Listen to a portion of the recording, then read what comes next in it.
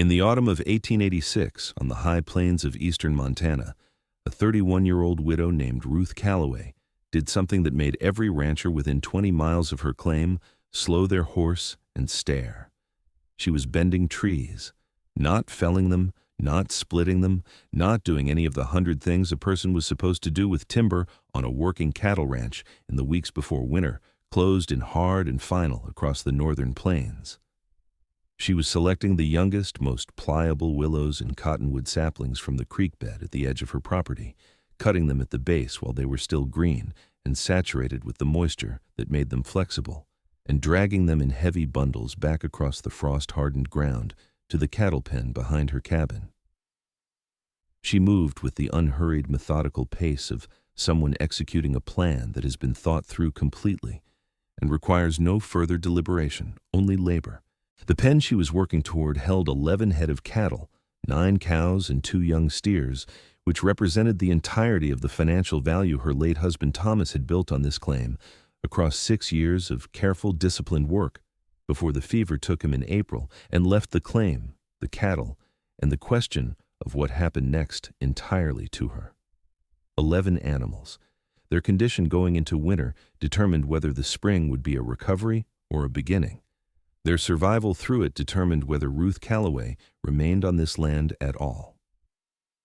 Everyone in the surrounding country understood this arithmetic with the particular clarity that frontier communities extend to the practical difficulties of their neighbors, and most of them had formed a view on whether the woman currently dragging bundles of green saplings across the frozen ground was making the situation better or considerably worse. The view was not difficult to predict. What they did not understand, and what they would spend the following months finding increasingly specific and creative ways to express their opinions about, was what she intended to do with a pile of green wood and a cattle pen that every experienced rancher in the county had already assessed as perfectly adequate for the purpose it served. Thomas Calloway had been a good rancher and a careful builder, but he had been a man of his time and his region, which meant he had constructed his cattle shelter the way every other rancher in eastern Montana constructed theirs. A 3-sided timber frame open to the south, its back wall oriented to face the prevailing northwest wind, its roof a flat plane of split timber overlaid with sod that shed moderate snowfall adequately and heavy snowfall with less confidence. It was the standard design, refined across decades of Montana winters by ranchers who had learned from their own losses and their neighbors' losses what the land required, and it had served the Calloway herd acceptably through 4 seasons of use. Ruth had spent all 4 of those winters observing it from the cabin window and from inside the pen itself during the twice-daily feeding rounds that she and Thomas had shared, and then that she had conducted alone after his death made the division academic. She was not a woman who watched things without seeing them. She saw the way the wind found the open southern face of the shelter and drove cold air in along the ground in a continuous, invisible current that the animals' collective body heat could not overcome. The temperature at floor level, where the youngest and most vulnerable cattle rested, remaining consistently and significantly lower than the temperature at shoulder height. She saw the way the youngest animals came through February in a condition that cost them weeks of spring growth to recover from, their energy consumed entirely by the metabolic demand of maintaining body temperature rather than available for the gaining of weight and condition that the lengthening days should have produced. She saw 2 cows in consecutive winters lose enough body condition through January and February to affect their milk production and complicate their calving in ways that a better sheltered animal would not have experienced. She saw all of this with the careful, retentive attention of someone who notices things and remembers what she notices, and she said nothing about it, because Thomas had built the shelter and Thomas knew cattle and the shelter was performing within the range of what every comparable structure in the surrounding country produced. When Thomas died and the shelter became entirely her responsibility, she spent one long, deliberate summer going back over everything she had observed across 4 winters with the concentrated focus of a woman who is now accountable for the conclusions, and she arrived at a position she had been approaching for years without being in a situation that required her to act on it. Her father, Joseph Mears, had spent 15 years working the great cattle drives north from Texas before settling permanently in Montana in 1871. A man who had seen cattle die in every circumstance the American range could produce, and who had formed across those 15 years a set of convictions about cold and livestock that were rooted in direct, repeated observation rather than received convention. He had told Ruth, on one of those summer evenings when the winters felt remote and the talking was easy and she was old enough to absorb what he was saying properly, that the greatest single killer of range cattle in a hard northern winter was not temperature but wind. A healthy animal with adequate body mass and sufficient feed could manage temperature through its own metabolism, generating heat faster than the ambient cold could remove it from the skin surface, provided that removal was not accelerated beyond what the metabolism could compensate for. Wind was the accelerant. Wind did not lower the temperature of the air surrounding an animal. It increased the rate at which the animal's body heat was carried away from every exposed surface simultaneously, stripping warmth faster than the body could replace it, continuously and without pause or variation for days and weeks at a time through a Montana winter. And the cumulative effect of that sustained, relentless removal was what broke cattle. Not a single catastrophic night, but the long, grinding arithmetic of loss exceeding replacement day after day until the animal's reserves were exhausted and there was nothing left to draw on. The solution, he said, was not more shelter in the conventional sense. Walls and a roof addressed the symptom without addressing the mechanism. The real solution was enclosure. Complete enclosure, the kind that a cave provides or the earth itself provides, not a barrier placed between the animal and the wind, but a continuous skin drawn entirely around the warmth the animal generated, a shape with no flat face for the wind to press against, and no gap or angle for it to find and exploit. Something curved and sealed and unbroken that the wind would move across without penetrating, the way water moves around a submerged stone, finding no purchase and no entry, simply passing over and continuing. He had observed the Lakota apply this principle for longer than any settler had been in Montana. The circular lodge presenting no edge and no flat surface to the wind, shedding it the way the dome of the sky sheds rain, turning the storm's force back on itself through geometry alone. And he had spent a great deal of time thinking about what that principle might mean if it were applied to a working cattle operation on the open plain. He had never built what he imagined, because the decisions about infrastructure on the operations he worked were not his to make. He had only talked about it on summer evenings when the winters felt abstract and the talking cost nothing, and Ruth had listened in the way that children listen to their parents when the information does not yet seem urgent, fully, and without knowing that she was storing it in the part of her mind where things worth knowing wait patiently for the moment they become necessary. She began the frame in the first week of October, while the ground was still workable, and the saplings still held enough moisture to bend without splitting along their grain. She drove sharpened stakes into the earth in pairs along both long sides of the cattle pen, each pair set 4 feet apart across the 12-foot width of the enclosure, the stakes on opposite sides positioned to correspond precisely with each other, so that a sapling inserted beside a stake on the left would reach, when bent in a smooth arc, exactly to the corresponding stake on the right. She took the longest and most flexible of the willows, inserted one end 6 inches into the earth beside the first stake on the left side of the pen, bent it slowly and carefully in a long upward arc, working the curve from the base rather than forcing it at a single point, and drove the opposite end into the ground beside the corresponding stake on the right. The hoop it formed sprang 6 feet above the floor of the pen at its highest point, a smooth, continuous arch of living wood that distributed its own tension evenly along its length the way a bow distributes the tension of its string. She set 11 of these hoops at 2-foot intervals along the full length of the structure, lashing each one as she placed it to a ridgepole she had set, running the complete length of the pen at the peak, and lashing successive hoops to one another at their midpoints with strips of soaked rawhide that tightened as they dried and pulled the whole assembly into a single rigid unit.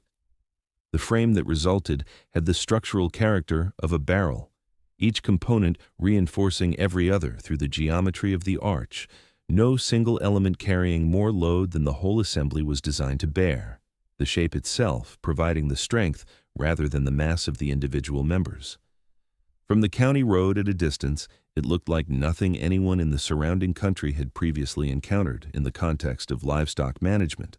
It looked in the pale October light with its curved wooden bones rising from the Montana plain in a smooth, unbroken arc, like something that had grown there rather than been built there, the rib cage of some enormous creature pressed into the earth and bleached by the seasons. Clem Hadley came past on the county road in the second week of October and pulled his wagon to a stop at the fence line.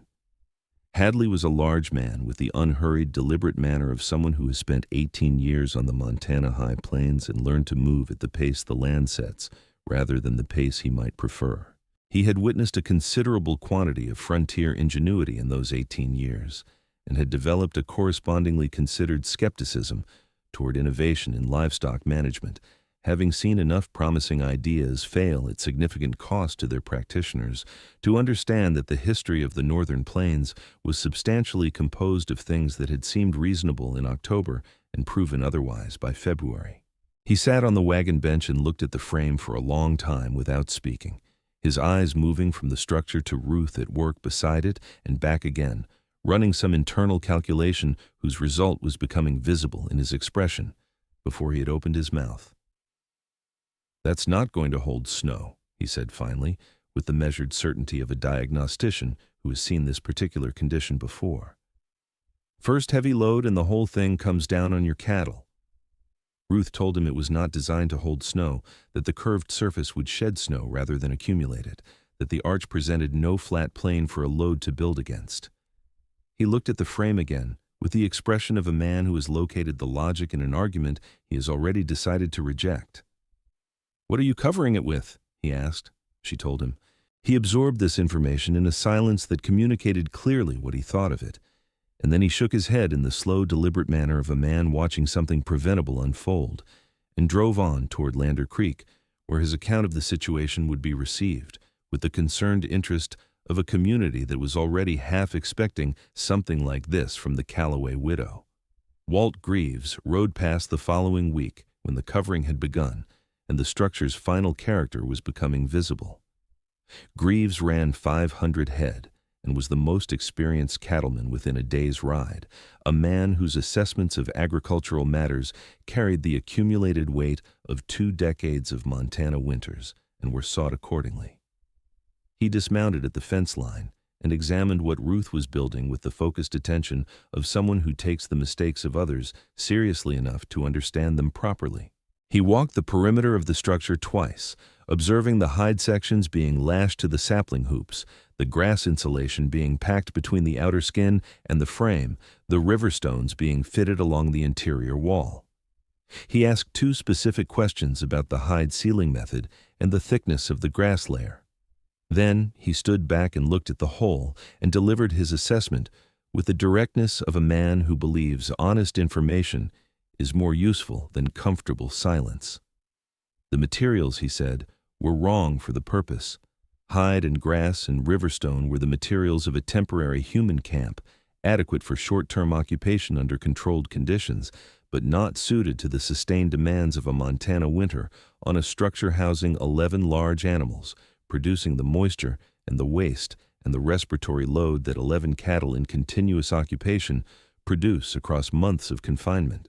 He said this without malice and with the genuine conviction of a man who has seen a great deal and formed his views accordingly.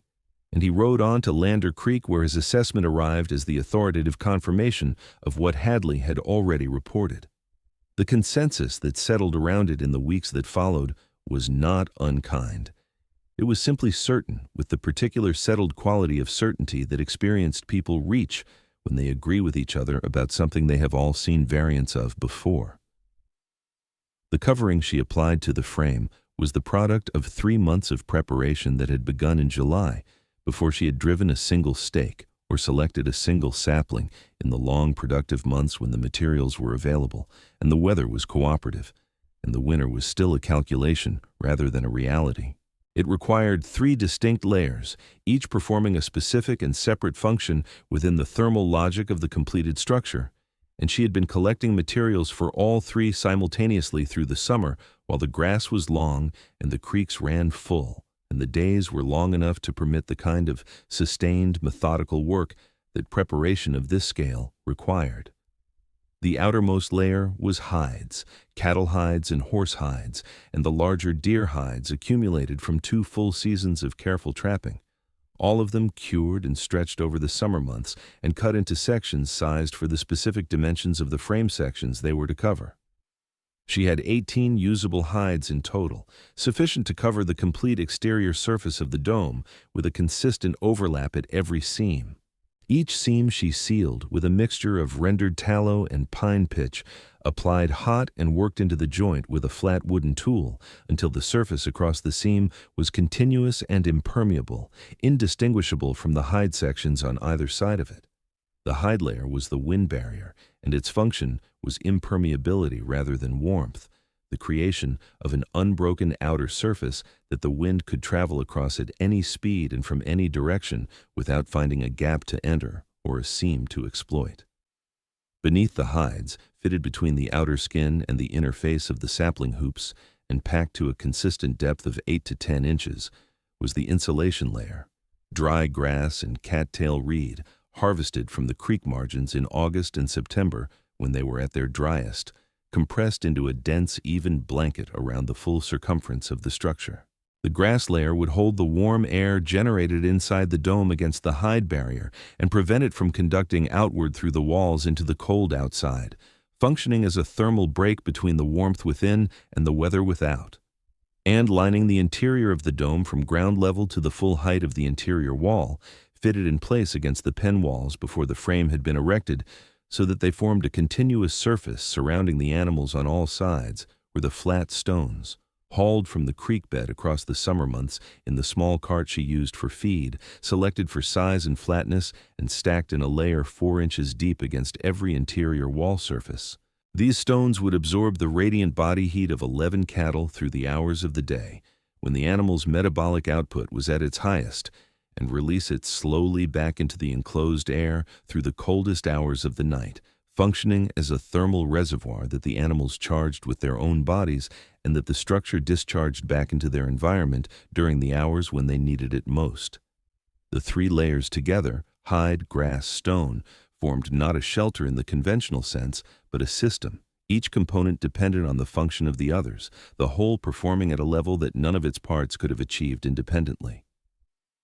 The structure Ruth completed in the final days of October was unlike anything that had previously existed on the Montana plain in the function of a cattle shelter.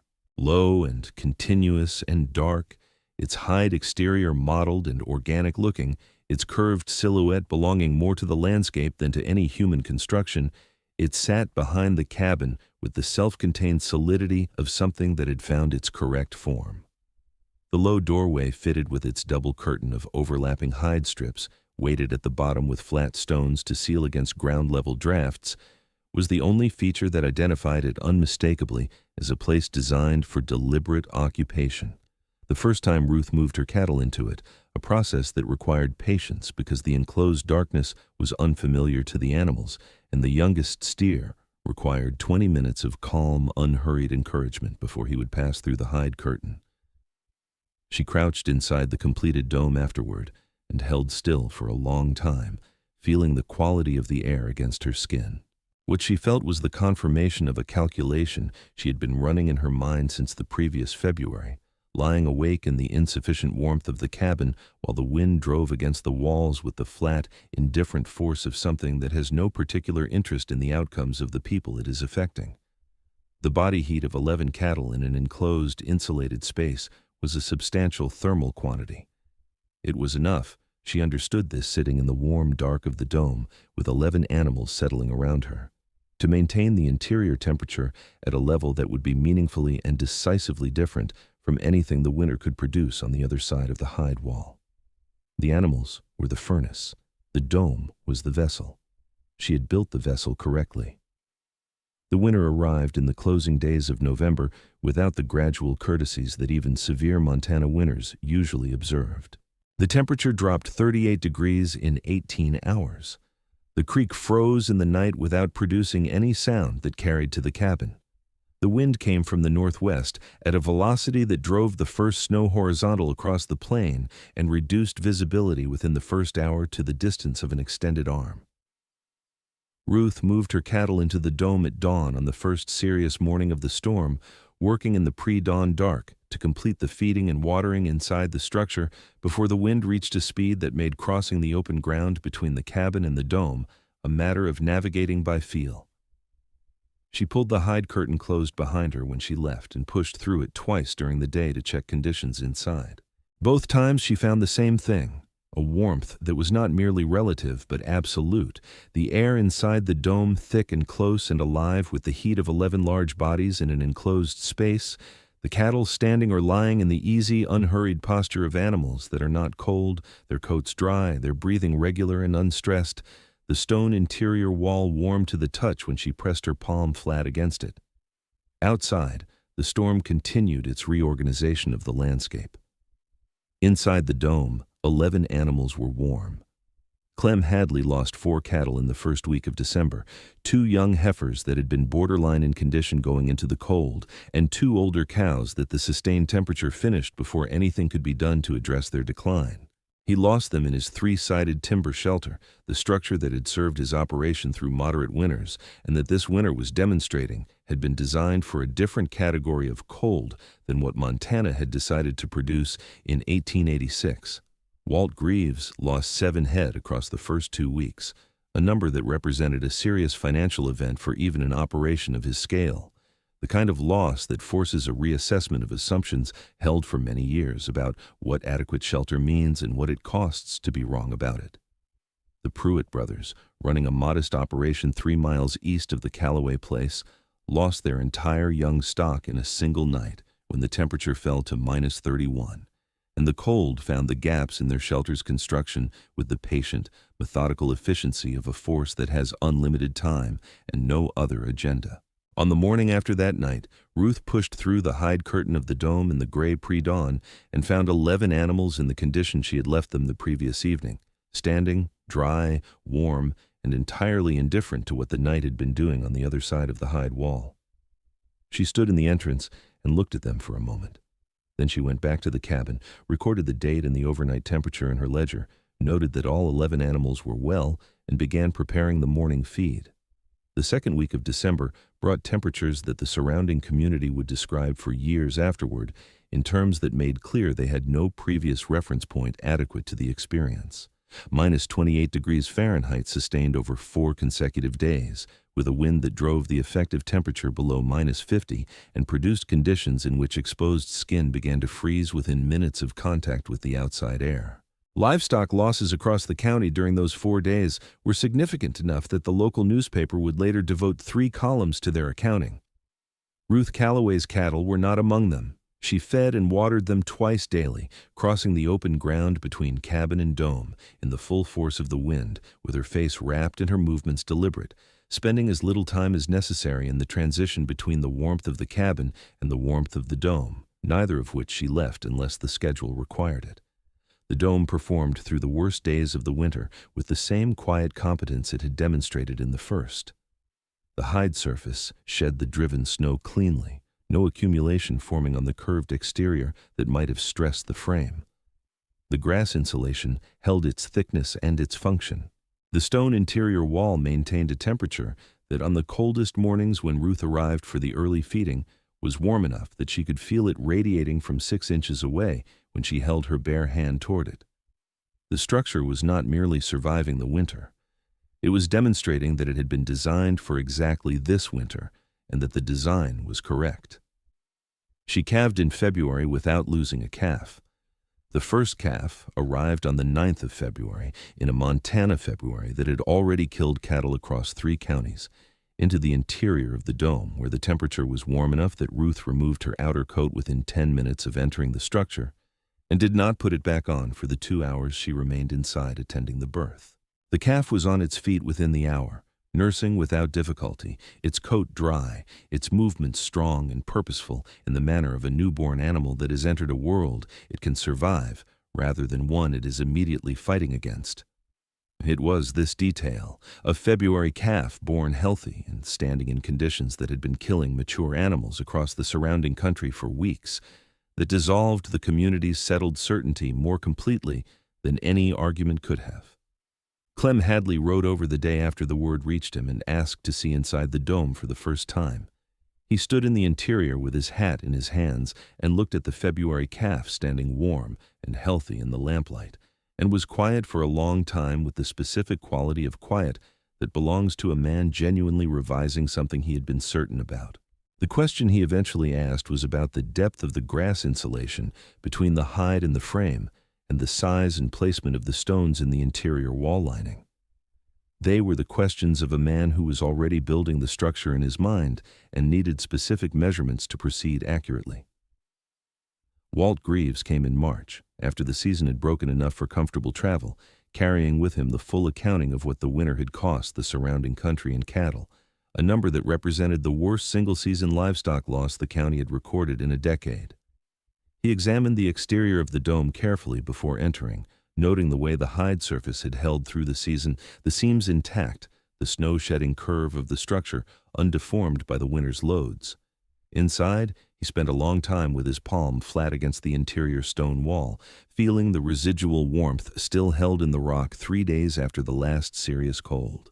Then, he stood in the center of the dome and looked at the curved interior surface above him. The sapling hoops, the packed grass insulation visible at the trimmed edges, the continuous arc from ground to peak, and was quiet for long enough that Ruth did not see any reason to interrupt it. When he spoke, he said that he had assessed the materials as wrong in October, and that he had been specifically and completely incorrect, and that the component he had most underestimated was the stone lining, which he had not anticipated would function as a thermal reservoir of the kind and scale that the winter had demonstrated it to be. He asked Ruth to walk him through the complete thermal logic of the structure from the outermost hide layer inward, which she did, explaining the function of each component and the principle that unified them, the enclosure rather than deflection, the warmth held in rather than the cold kept out, the animals as the heat source and the structure as the vessel that preserved and returned what the animals generated. Greaves listened with the complete attention of a man who intends to use what he is hearing. When she had finished, he said that Joseph Mears had understood something that the cattlemen of the Montana plain had collectively missed, and that his daughter had done something more demanding than understanding it, which was acting on it alone, without support, and before any evidence existed that the action would be vindicated. He put his hat back on, walked to his horse, and rode home. That spring, he built a dome shelter for his calving operation, larger than Ruth's, framed with heavier gauge saplings, and he asked her to walk through the interior before he covered it. She told him the stone lining needed to be 4 inches deeper on the north-facing section. He made it 4 inches deeper. The following winter, his February calves came through without a loss for the first time in 6 years. What Ruth Calloway understood, standing in the doorway of her dome in the pale thaw light of a March morning, with 11 healthy animals behind her, and a 6-week-old calf moving with confident purpose around the dimensions of the pen, was something her father had expressed in various forms on various occasions without ever quite finding the words that made it fully transferable from one person to another. The knowledge that saves a person in a crisis is almost never knowledge that is acquired during the crisis. There is no time for acquisition during a crisis. There is time only for application, and application requires that the knowledge already exist, already be trusted, already be immediately available without the delay of doubt or the friction of unfamiliarity. Her father had told her about wind and cattle and the circular thermal logic of Lakota winter camps on a summer evening when she was 17 years old, and the information had no apparent urgency and no visible application to anything in her immediate life, and every reason to be filed loosely and forgotten in favor of more pressing concerns. She had not forgotten it. She had held it in the part of her mind where genuinely useful things live, separate from the things that are merely interesting, in the patient category of knowledge whose application is not yet visible, but whose value is not therefore in doubt. When the winter after Thomas died made her cattle's survival into the central question of her continued existence on this land, she had gone to that part of her mind and found the knowledge there, intact, available, and ready to become a dome on the eastern Montana plain that held 11 animals warm through the worst winter the county had seen in a decade, while the structures built on tradition and consensus failed around it. The dome had not saved her cattle. The summer evening conversation had saved her cattle. The dome was simply where that conversation had eventually led, built in the long, ordinary months before the extraordinary ones arrived, in the space between knowing what a hard winter was capable of and deciding to take that knowledge seriously enough to act on it before the hard winter arrived to confirm it. If this story stayed with you, consider subscribing. A new frontier story arrives every week, and none of them end the way you expect. This is a work of fiction. The characters, settlement, and events depicted in this story are entirely imaginary and created for the purpose of storytelling. Any resemblance to real persons or historical events is coincidental.